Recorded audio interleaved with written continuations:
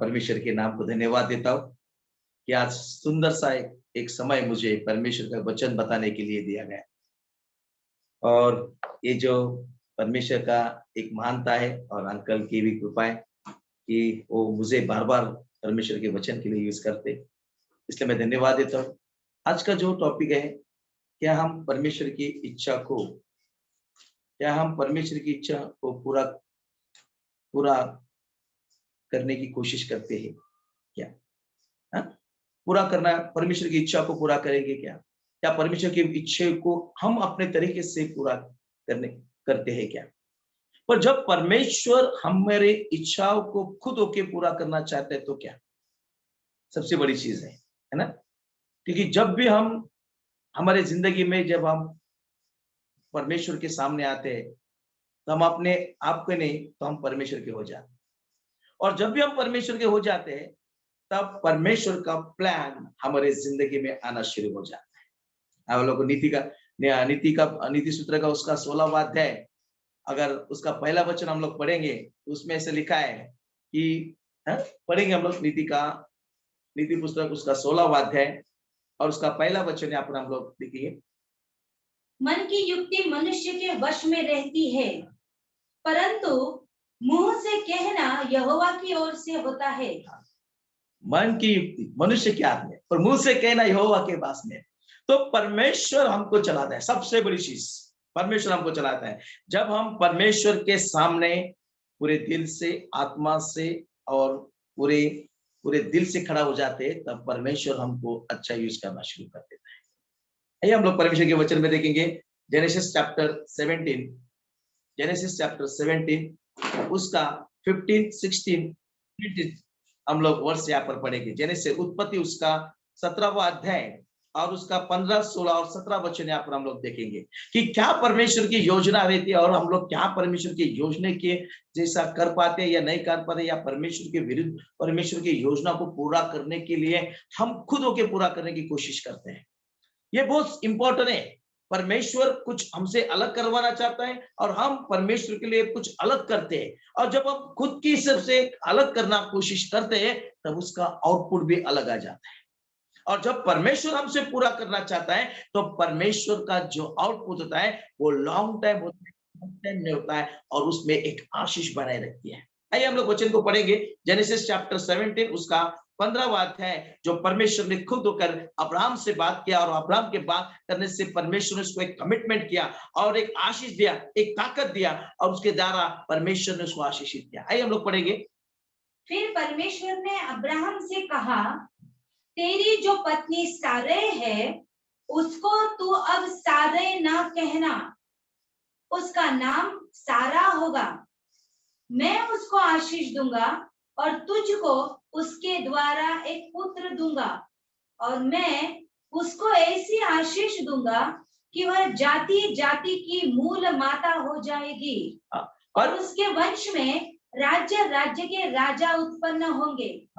परमेश्वर ने अब्राहम से कहा, अब वो क्या रहेगी? सारा ने एक रानी हो जाएगी, रानी क्वीन हो जाएगी, और उसके द्वारा सबसे बड़ी चीज है, उसके द्वारा मैं क्या करूंगा? राष्ट्र उत्पन्न करूंगा। उसके द्वारा, ऑप्शंस नहीं है।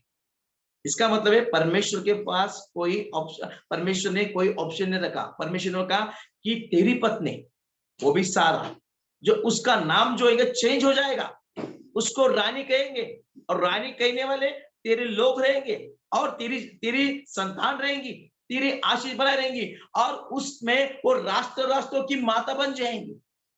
इसने परमेश्वर ने अब्राहम से कहा, है ना? परमेश्वर ने अब्राहम से कहा, और जब परमेश्वर ने अब्राहम से कहा तब वहां पर सारा रुकी हुई थी और देखने गए तो, और उसने क्या कहा? अब्राहम ने धन्यवाद डाल के कहा और वो मन ही मन हंसने लगी, है ना?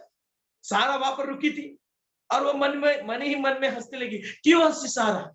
सबसे बड़ी चीज है, हम लोग बता दें क्यों हंसी सारा, है ना? परमेश्वर का वचन यहाँ पर कहता है क्यों हंसी सारा।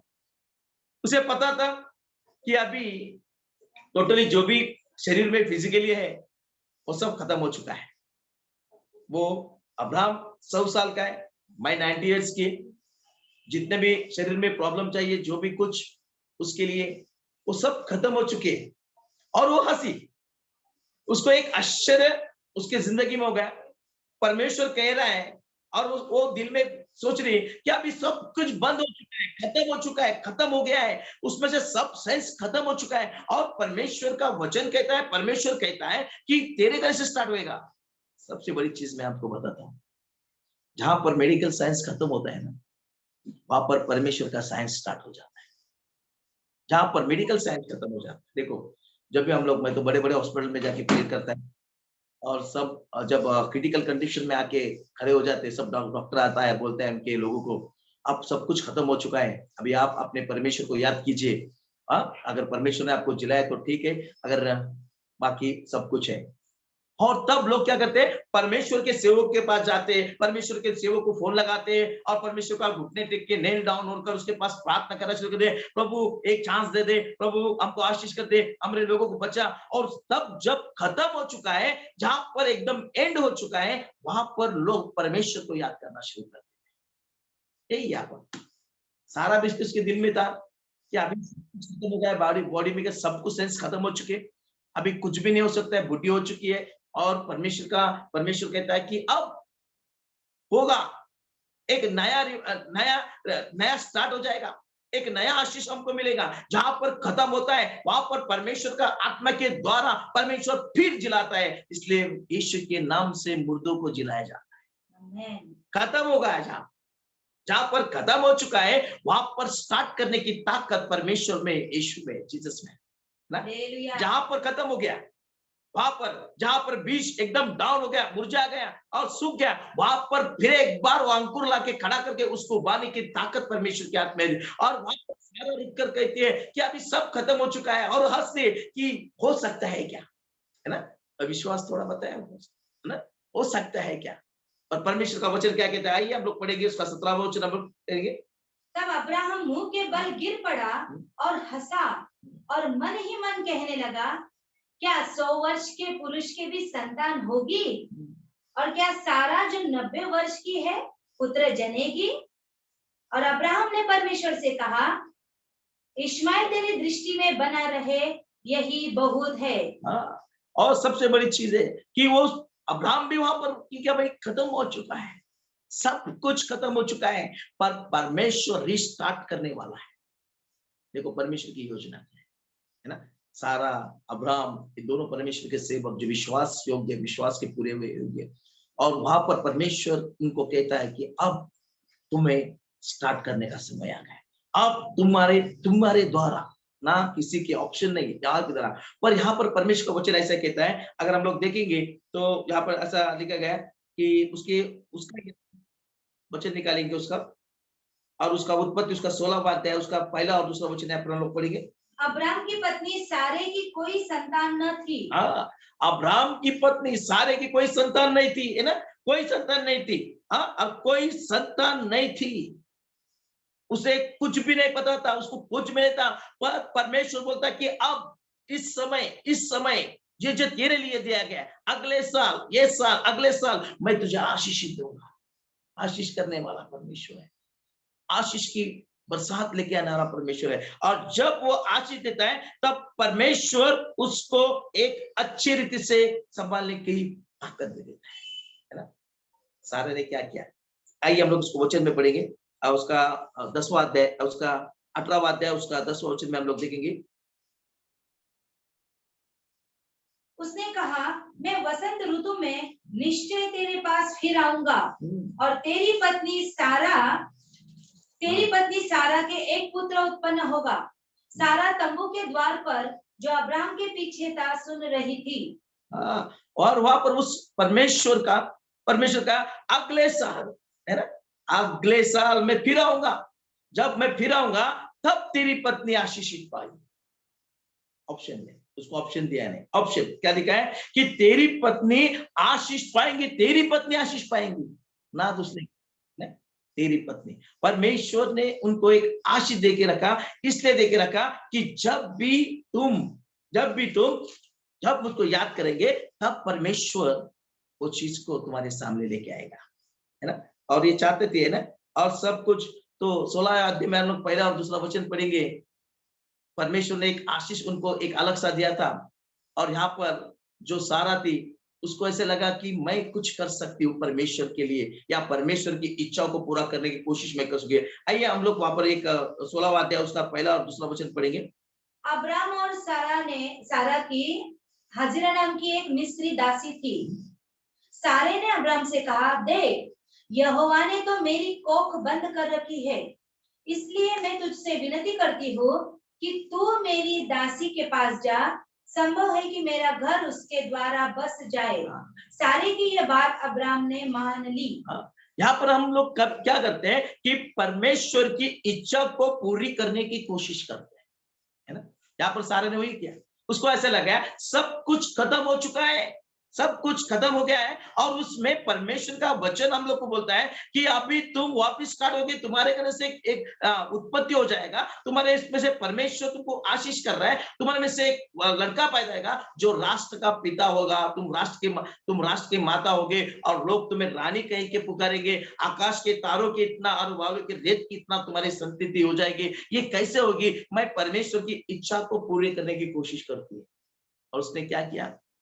उसने अपनी जो दासी थी हगार नाम की, उसको बोला कि जा उसके साथ में शादी कर ले, और वहां से तुम लोग क्या करो, एक जेनेसिस ऐप उत्पत्ति स्टार्ट कर लो, ताकि हम परमेश्वर की इच्छाओं को पूरा कर सके।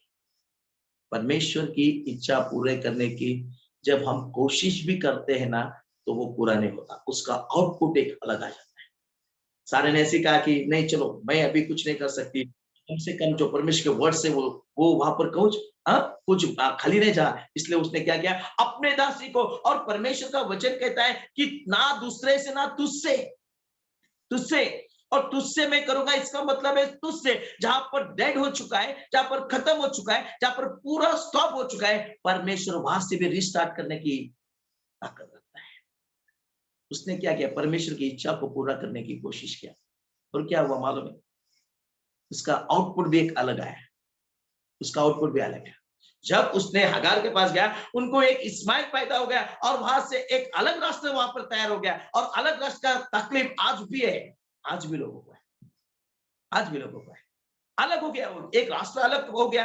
परमेश्वर ने उसको कहा कि नहीं, और उससे क्या हुआ, हगार ने जब वो एक आशीषित हो गई हगार, तो उसने क्या किया, अपनी जो मालकिन है, जो सारा है, उसके साथ में उसने क्या किया, झगड़ा करना शुरू हो गया, उसके साथ में उसको दूध लेना शुरू कर दिया, उसको वो ऐसा निकल गया, और बांझ करके उसको कहती थी। इसी तरह उसको उसने क्या किया, तकलीफ देना शुरू किया, क्योंकि ये जो था प्लान, वो सारा का प्लान था, ना कि परमेश्वर का प्लान। क्या हम परमेश्वर की इच्छा को पूरा कर सकते हैं?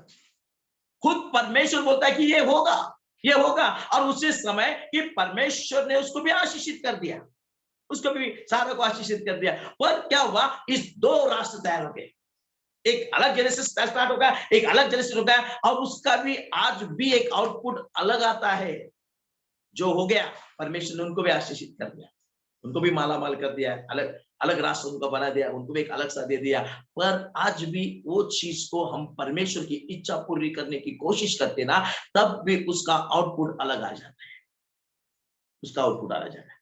सारा ने परमेश्वर की इच्छा को पूरे करने की कोशिश की, पर वो परमेश्वर की इच्छा नहीं थी। परमेश्वर की इच्छा थी कि उसके ही पेट में से परमेश्वर को आशीषित करना चाहता है, उसके ही नाम से, उसके ही खून से परमेश्वर के कुल को, उसके पूरे खानदान को आगे लेना चाहता है, क्योंकि परमेश्वर उसका वंश बनाना चाहता है। ये परमेश्वर का प्लान था।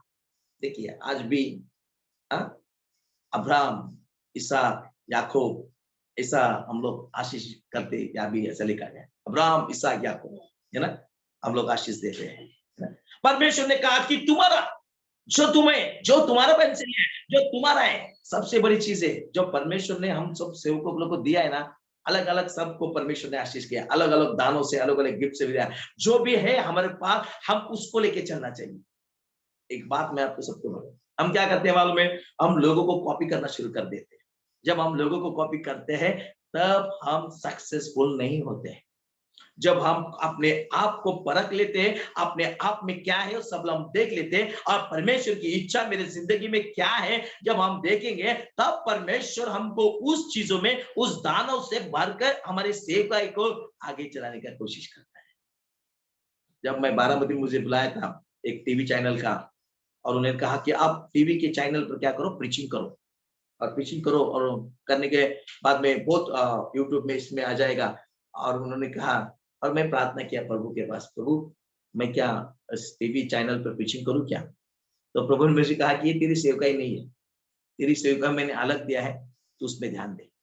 और जब मैं मेरे घर पे आया और मैं प्रार्थना, मैंने देखा, उस पास्टर को फोन किया, तो बोला मेरा ही प्रीचिंग करना है, ये मेरा सेवकाई नहीं है। मेरा सेवकाई अलग है कि मैं अलग अलग लोगों को मैं अटेंड करता हूँ, जो खुद परमेश्वर मेरे पास लोगों को भेजता है, और उनको मैं यीशु के नाम बता के उनको यीशु के नाम से प्री करता है, और ये यीशु की ताकत में बनता है। ये मेरी सेवकाई नहीं है। मेरी सेवकाई जो है, मुझे परमेश्वर ने दिया है, उसको मैं देखना चाहिए। जो मेरे पास है वो बहुत कुछ परमेश्वर ने स्पेशल दिया है। जो परमेश्वर मुझसे चाहता है वो बहुत कुछ स्पेशल चाहता है, ताकि मैं परमेश्वर की इच्छाओं को पूरा कर सके। परमेश्वर खुद अपनी इच्छाओं को अपने तरफ से पूरा करने की कोशिश करता है ना, खुद करता है।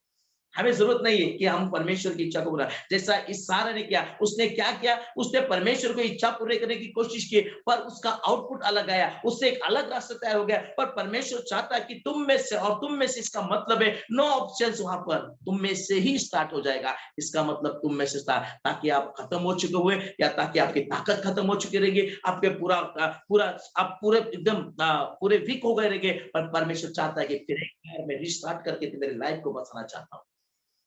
हम परमेश्वर की इच्छा को पूरा कर सकते हैं। और सेकंड चीज मैं एक आपको बताना चाहता हूँ, हम लोग देखेंगे तो उसमें अगर फर्स्ट शमूएल उसका 15वां अध्याय, 15 चैप्टर, फर्स्ट शमूएल उसका 15वां अध्याय और उसका दूसरा और तीसरा वचन हम लोग पढ़ेंगे। उसमें एक ऐसा अलग दिया, क्या हम परमेश्वर की आज्ञाओं को पालेंगे क्या, है ना? आइए हम लोग पहले शमूएल उसका 15वां अध्याय उसका दूसरा और तीसरा वचन हम लोग पढ़ेंगे। सेनाओं का यहोवा यो कहता है, मुझे स्मरण है कि अमालेकियों ने इस्राएलियों से क्या किया। जब इस्राएली मिस्र से आ रहे थे, तब उन्होंने मार्ग में उनका सामना किया।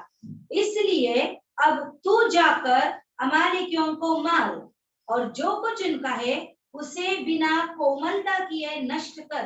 क्या पुरुष, क्या स्त्री, क्या बच्चा, क्या दूध पिता, क्या गाय बैल, क्या भेड़ बकरी, क्या ऊंट, क्या गधा, सबको मार डाल। परमेश्वर ने शाऊल राजा से कहा डायरेक्टली, मैं तुझे कमांड कर रहा हूं, मैं तुझे डायरेक्टली बोल रहा हूं तुझे क्या करना चाहिए, है ना? यहाँ पर सारा ने क्या किया? परमेश्वर की इच्छाओं को पूरा करने की कोशिश की, पर वो जायज नहीं था कि परमेश्वर खुद ही उसको बनाना चाहता है। यहाँ पर शाऊल क्या करता है मालूम है? परमेश्वर के आज्ञा का उल्लंघन करता है। वो परमेश्वर की आज्ञा को नहीं मानता। परमेश्वर उसको डायरेक्ट बोला कि जो अमेलेक जो है उनको सीधा मार दे। और क्या क्या मारने को बोला मालूम है? सब कुछ उसने बोला। उसको क्या होगा? उनके पुरुष, स्त्री, जो बच्चे हैं और जो ताने बच्चे, बैल और शेड़े, मेंढे, ऊंट, गधा, जो भी रहेगा, जो भी जिंदा दिख रहा है ना, उसको सबको खत्म करना है तुझे, है ना? सजीव, मराठी में इसको बोलते हैं सजीव। जो भी जिंदा है, जो जानवरों में से रहने दो, या आदमी में से रहने दो, या बच्चे में से रहने दो, जो भी गिर गया, क्योंकि उन्होंने इस्राएलियों के साथ में बुरा किया था। और परमेश्वर जो उसके लोग, जो परमेश्वर के लोगों के साथ में बुरा करता है, परमेश्वर उनके साथ में खुद बुरा करता है। हमें किसी के साथ में लड़ने की जरूरत नहीं है। हमें किसी को वहां पर किसी को टोकने की जरूरत नहीं है, क्योंकि कौन है हमारा विरोधी? परमेश्वर हमारा विरोधी। जो हमारे विरोधी, जो हमको जो विरोध करता है, परमेश्वर उसका विरोध करता है। हमें लड़ने की जरूरत नहीं है। हमारे ओर से लड़ने वाला हमारा परमेश्वर है। जब हम उसके कमांड को लेके चलेंगे, उसके कमांड को हम संभालेंगे और उसके कमांड के मुताबिक हम लोग चलेंगे ना, तो परमेश्वर 1000 टक्का हम लोग को आशीर्वाद देने के लिए स्टार्ट करता है। आमेन। 1000 टक्का देने के लिए। क्या मालूम है? क्योंकि वो चाहता है कि तुम मेरे प्लान के जैसा चलो, तुम मेरे लॉ के जैसे चलो। जब हम लोग लॉ को फॉलो करेंगे तो एक लॉ का जैसा आशीष हमको आ जाएगा। किसी चीज की कमी हम तक हमको पड़ेगी नहीं। इतना लॉकडाउन में भी जो परमेश्वर के सेवक है इतने तकलीफ में थे, फिर भी वो उस दिन भूखे नहीं सोए, उस लॉकडाउन में भूखे नहीं सोए, क्योंकि परमेश्वर उनको प्रोवाइड करने वाला था और परमेश्वर ने उनको संभाला था। परमेश्वर का वचन है, जो परमेश्वर के नियम और जो परमेश्वर सानिध्य में चलता है, परमेश्वर उसको एक अलग सा आशीर्वाद देता है। परमेश्वर ने शाऊल राजा से डायरेक्टली कहा कि तुझे क्या करना है, और जो मेरे लोगों को तकलीफ देता है उनके साथ में तुझे क्या करना चाहिए, है ना? कि परमेश्वर क्या दयावान परमेश्वर नहीं है क्या? क्या उन पर, उस अमीर लोग पे दया नहीं कर सकते थे? कर सकता था वो, पर उन्होंने उन पर, इजराइल लोगों पे दया नहीं किया था। इसलिए परमेश्वर ने उनको बोला वो मेरे विरोधी है, मैं उनको देख लेगा। और उसने क्या किया, तब उसने क्या, उस सारे लोगों को, उस पूरे हमें लोगों को उस शाऊल ने क्या किया, मार दिया। और उसका जो राजा था अगाग, उसको पकड़ा, उसको पकड़कर उसने बंदीवान बनाया। और जितने भी भेड़े थे, बैल थे, अच्छे अच्छे जो थे, वो सब कुछ उसने, यहाँ पर हम लोग पढ़ेंगे वचन उसका 21, उसका 15वां अध्याय, उसका 21 वर्सेस हम लोग पढ़ेंगे तो उसमें दिखाया गया है। हाँ, पहला शमूएल उसका 15वां अध्याय, उसका 21। परंतु प्रजा के लोग लूट में से भेड़ बकरियों, गाय बैलों अर्थात नष्ट होने की उत्तम उत्तम वस्तुओं को गिलगाल में तेरे परमेश्वर यहोवा के लिए बलि चढ़ाने को ले आए हैं। शमूएल ने कहा, क्या यहोवा होम बलि और मेल बलियों से उतना प्रसन्न होता है जितना कि अपनी बात के माने जाने से प्रसन्न होता है? तो सुन, मानना तो बलि चढ़ाने से और कान लगाना मेढ़ों की चर्बी से उत्तम है। परमेश्वर का वहां पर शमूएल कहता है, उसको बोलता है कि शाऊल राजा क्या बताता है, बोलता है ये चिल्लाने का आवाज कहां से आ रहा है? तो वो बोलता है कि मैंने क्या किया, मालूम है, परमेश्वर के लिए, परमेश्वर के सैक्रिफाइस के लिए, परमेश्वर को बलिदान करने के लिए, परमेश्वर को खुश करने के लिए मैंने क्या अच्छे अच्छे भेड़े को, बैलों को पकड़ के रखा है, ताकि मैं उसको क्या सैक्रिफाइस करूंगा और परमेश्वर को मैं संतुष्ट करने की कोशिश करूंगा। देखो, परमेश्वर चाहता है कि तुम मेरे लॉ को, मेरे आज्ञाओं को उसके मुताबिक चलो, ना कि अपने मुताबिक चलो। अपना लॉ एक अलग सा बात है और परमेश्वर का लॉ एक अलग सा बात है। जब हम अपने लॉ को बाजू में निकाल के परमेश्वर के लॉ के जैसा चलेंगे, परमेश्वर की आज्ञाओं के जैसे, जो कमांड हमको दिया गया है उस कमांड के द्वारा हम लोग चलेंगे ना, तो परमेश्वर 100% हमारी उन्नति करे सिवा रहेगा नहीं। क्योंकि उसका लॉ ही है, उसका नियम ही है जो हमको परमेश्वर के सानिध्य में लेके जाता है, जो हमारी उन्नति को बनाता है, जो हमको दलदल में से निकाल कर एक राजा के पंक्तियों में से बिठाता है, क्योंकि उसके सामर्थ्य के द्वारा ही, उसके आज्ञा के द्वारा ही हम चलेंगे। 10 कमांड मोशे को भी परमेश्वर दिया नहीं, है ना? 10 कमांड परमेश्वर ने मोशे को 24 नहीं दिया, उसको फॉलो करने के लिए दिया। और जो भी इंसान उसको फॉलो करता था वो आशीष पाता। आज भी वो जो कल था परमेश्वर, आज भी यहोवा परमेश्वर है। आज भी हम जो भी उसके लॉ के जैसा चलेंगे, आज भी हमको आशीष करता है। जो परमेश्वर एक बार एग्रीमेंट, कमिटमेंट कर दिया ना, देखो एक बार परमेश्वर ने कमिटमेंट कर दिया ना, मरते दम तक, जब तक इस पृथ्वी का नाश नहीं होता तब तक वो कमिटमेंट को पूरा करते रहता है। हमारी जनरेशन टू जनरेशन चले जाएंगे, आमेन, चले जाएंगे, सब कुछ चले जाएंगे, पर परमेश्वर का कमिटमेंट कभी खत्म नहीं होता। जब तक वो आएगा नहीं तब तक वो खत्म होगा नहीं। फॉर एग्जाम्पल मैं आपको बता रहा हूँ, नोहा को परमेश्वर ने कहा इस बाद में मैं इस दुनिया का जो नाश वो पानी से नहीं करूंगा, इसलिए वो रेनबो है ना, रेनबो जब भी बारिश गिरने से पहले या बाहर गिरने के बाद में वो जो मेघ धनुष जो सप्तरंगी होता है वो पूरे बादलों में छा जाता है। और परमेश्वर बोलता है ये मेरा कमिटमेंट है जो मैंने नोहा से किया था, और नोहा की जनरेशन आप लोग है जो परमेश्वर में विश्वास करने गए, उनको मैं बताता आज भी, उस टाइम भी मैं था, आज भी मैं तुम्हारे साथ में हूँ, और ये मेरा कमिटमेंट है जो मैंने तुम्हारे साथ में किया था, मैं किसी को पानी के द्वारा मारूंगा नहीं। और ये परमेश्वर का कमिटमेंट, कितना हजारों साल है ना, हजारों साल बीत गए पर परमेश्वर ने अपने वादे को नहीं तोड़ा, परमेश्वर ने अपने लॉ को कभी नहीं तोड़ा। खुद मैं एक चीज बताना चाहता हूं, खुद जीसस क्राइस्ट भी परमेश्वर के लॉ को मानता था, वो परमेश्वर के लॉ को कभी नहीं तोड़ा। जो परमेश्वर का लॉ था उस परमेश्वर के लॉ को फॉलो करता था। शब्बात दिन के वो परमेश्वर के मंदिर में जाता था, इसका मतलब वो मंदिर में जाता था, है ना। हम क्या कर रहे हैं, जब हम आज्ञा को पालोगे, जब हम आज्ञा के साथ चलेंगे, परमेश्वर हमको आशीषित करेगा। शाऊल को कहा गया कि क्या कर, तुझे सबको खत्म करना है, कुछ रखना नहीं है और मुझे कुछ देना नहीं है और सब कुछ खत्म करना है। उसने कहा नहीं, मैं तुझे क्या कर सैक्रिफाइस करूंगा। उस सैक्रिफाइस से बढ़कर परमेश्वर का लॉ, परमेश्वर का सिद्धांत, और परमेश्वर ने हमसे जो किया हुआ 10 कमांडमेंट, जो परमेश्वर ने हमको दिया हुआ आज्ञा, वो सबसे बड़ा है। परमेश्वर तुम्हारी कौन सी चीजों से परमेश्वर को मतलब नहीं। हम लोग अभी जस्ट बहुत सारे बड़े बड़े लोग वहां पर हमको प्रार्थना में आते हैं मेरे पास और प्रार्थना करवाते हो, मेरे को बोलते हैं कि पास्टर आपका फीस कितना है तो मैं उनको बोलता है कि मेरा फीस कुछ भी नहीं है, मेरा फीस कुछ भी नहीं है।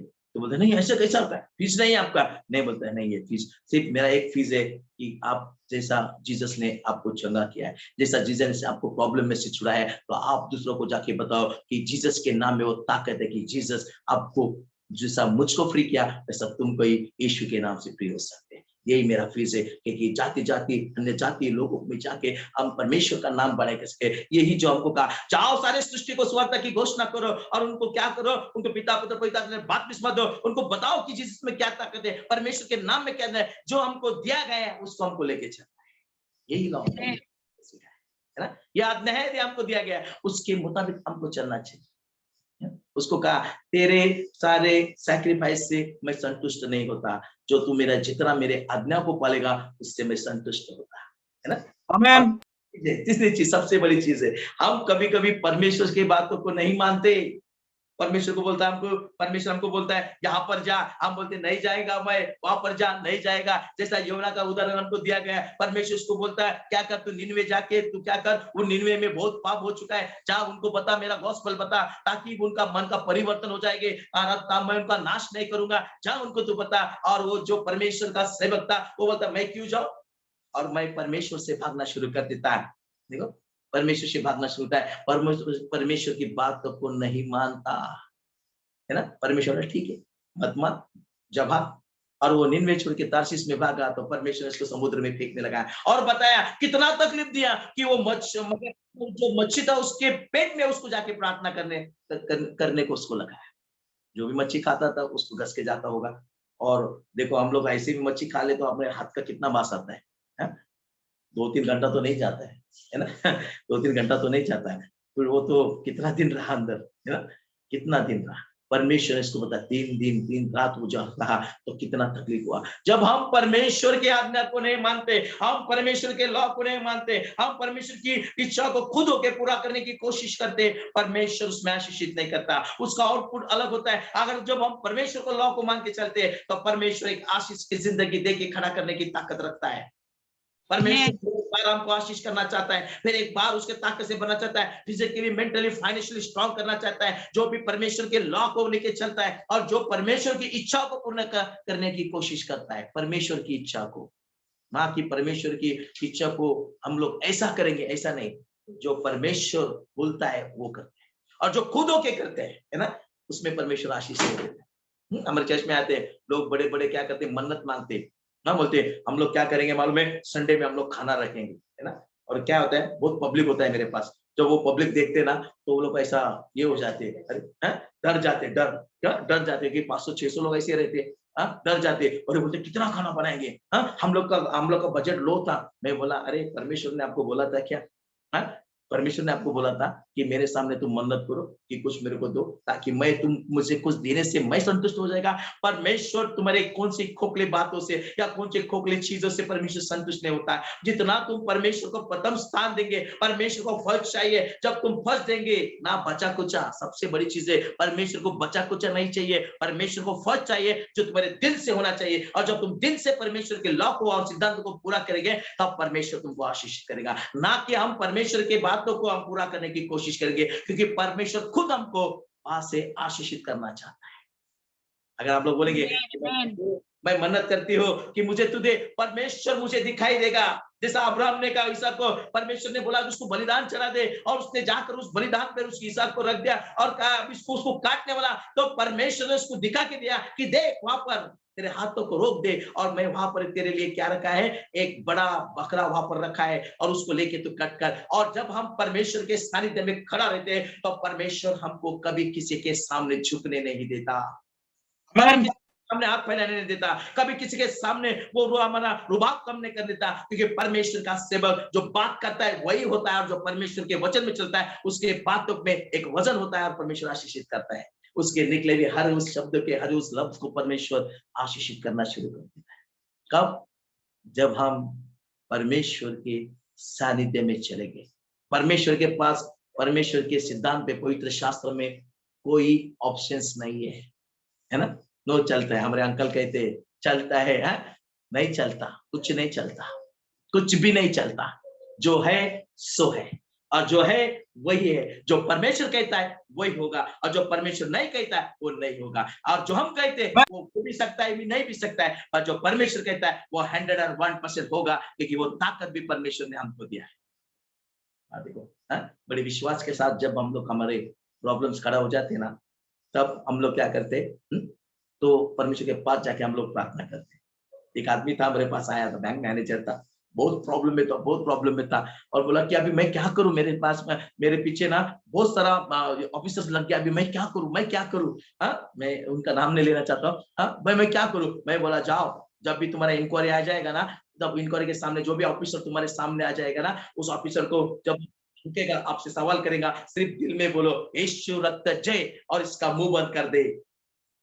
और उसके लिए वो उसको तो कुछ भी पता नहीं था, वो सीधा गया, बड़े ऑफिसर है, बड़ा ये था, उधर जाके वो गया, डर के अंदर गया, बैंक मैनेजर था, डर के अंदर गया, और जाने के बाद में उसने, वो ऑफिसर ने उनको घेर लिया, और घेरने के बाद में वो इतना डर गया, उसने बोला यीशु रक्त जय, इनका मुंह बंद कर दे। और उसी समय ऐसा हुआ कि उन जो लोग, जो ऑफिसर उसका इंटरव्यू लेना चाहते थे, जो उसको वहां पर पनिशमेंट करना चाहते थे, जो अपने बातों में इसको पकड़ना चाहते थे, एक भी ऑफिसर उसके सामने खड़ा नहीं रहा, और एक सवाल है, क्या किया, कैसा है तू, ठीक है, आया, ठीक है, जा घर पे, और उसको छोड़ दिया। और ये उसने आके कहा कि मुझे यीशु ने बचाया, जब मैं यीशु का नाम लिया, जब उसके नियम को मैं चलाया, जब उसके नियम को दिल से मैंने बोला, और मैं इस पे विश्वास किया, और जब मैं पूरे दिल से उसका ये वचन को मैं पाला, तब मेरे सामने से आया उस संकट को परमेश्वर ने निकाल दिया, क्योंकि मैंने उसके लॉ को फॉलो किया। आमेन। वही चाहता है आमेन।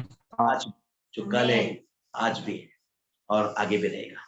आज भी वो परमेश्वर अपने लोगों के लिए एक ईर्ष्या बना के रखता है। आज भी अपने साथ में, परमेश्वर ने हमको छोड़ा नहीं, हम परमेश्वर को छोड़ते हैं, या शायद हम परमेश्वर की इच्छाओं को पूरी करने की कोशिश करते हैं, हमें उसकी जरूरत नहीं, परमेश्वर खुद अपनी इच्छाओं को हमारे साथ में पूरा करने की ताकत रखता है। जब हम परमेश्वर के नाम में चलेंगे, सारे ने क्या किया, बोली कहा कि मैं परमेश्वर की इच्छा को पूरा करेंगे, हगार को लाया, पर एक हगार को लाने से क्या हुआ, एक अलग रास्ता तैयार हो गया। परमेश्वर की ये इच्छा नहीं थी, परमेश्वर ने कहा तुझसे, इसका मतलब तुझसे। इसलिए अब्राहम, इसहाक, याकूब का यही आशीष हम आज तक हम पर आए, और यही आशीष आते रहेगा जब तक हमारा यीशु हमारे साथ आता है, तब तक आएगा, है ना, तब तक आएगा। और ये परमेश्वर की इच्छा है। और जब हम लोग परमेश्वर की आज्ञा को पालोगे, शाऊल राजा ने आज्ञा नहीं पाला, वो बोला मैं तुझे सैक्रिफाइस करूंगा। परमेश्वर नहीं चाहता सैक्रिफाइस का जरूरत है, परमेश्वर चाहता है तुम दिल से सैक्रिफाइस करो। तुम्हारे किसी चीजों का सैक्रिफाइस परमेश्वर को नहीं चाहिए, उसके वचनों का सैक्रिफाइस चाहिए, जो उसके वचन जब तुम पालेंगे उसका सैक्रिफाइस। योना ने क्या किया, वो बोला मैं नहीं जाऊंगा, अरे तुझे जाना पड़ेगा। परमेश्वर बोला तू नहीं जाऊंगा, बोलता है मैं तुझे लेके जाऊंगा, क्योंकि ये मेरा वचन है, तू जहां पर भी जाने की कोशिश करा, वहां पर तू नहीं पहुंचेगा। जब हम परमेश्वर के साथ में रहेंगे, और वर्ड ऑफ गॉड हमारे साथ में रहेगा, परमेश्वर की आशीष हमारे साथ में रहेंगे, और जब हम खड़े रहेंगे, तब परमेश्वर का आत्मा हमारे साथ में खड़े रह के हमको आशीष करना शुरू कर देगा। ये परमेश्वर का वचन है, जो उसके सिद्धांत पे चलता है, जो उसके नाम लेके चलता है, और जो उसको कौन सी कमी घटी उसकी जिंदगी में नहीं आती, या कौन सी अच्छी चीजों की कमतरता उसकी जिंदगी में नहीं बैठती, क्योंकि परमेश्वर का वचन है जो हमको जिंदगी देने के लिए चलता है। कौन चलाएगा, परमेश्वर का वचन चलाएगा। कौन खिलाएगा, परमेश्वर का वचन खिलाएगा। कौन हमको चलाएगा, परमेश्वर का वचन का। कौन हमको नया जीवन देगा, परमेश्वर का वचन हमें नया जीवन देगा, और कोई नहीं देगा। हम लोग यहाँ पर कितना है, बहुत हो गया, 70 ईयर्स, 80 ईयर्स, 90 ईयर्स जिएंगे हम लोग। परमेश्वर बोलता है अगर तुम मुझ में रहेंगे और मेरी बातें तुम में रहेंगे, तो तू कितना वर्ष जिएगा मालूम है, 1000 साल मेरे साथ में रहेगा। आपको कौन सा चॉइस आपके सामने, आपको 90 ईयर्स जीना है, या 80 ईयर्स जीना है, या 1000 साल परमेश्वर के साथ में जीना है, ये चॉइस आपके हाथ में। आपको परमेश्वर ने चॉइस करने का ताकत दी है। अगर आज हम लोग परमेश्वर से कमिटमेंट करते हैं, आज हम लोग परमेश्वर के वचन के मुताबिक चलते हैं, या उसके वर्ड ऑफ गॉड को हम लोग फॉलो करते हैं, या उसके वचन की तरह हम चलते हैं, तो परमेश्वर हमको आशीषित जिंदगी देने की शुरू करेगा। हम लोग खुद परमेश्वर अपनी इच्छा को हमारी जिंदगी में पूरा करने की कोशिश करें। Praise the Lord, shalom shalom. Shalom, praise the Lord, Pastor. Shalom. Thank you so much. आपके very invigorating message आपने हम लोग को बहुत सारी चीजें याद दिलाएं, and most important कि हम लोग इस शरीर को छोड़ने के बाद परमेश्वर के साथ राज करेंगे, including 1000 years here on earth from the land of Israel. Hallelujah. शबात का मीटिंग अभी अंत करने का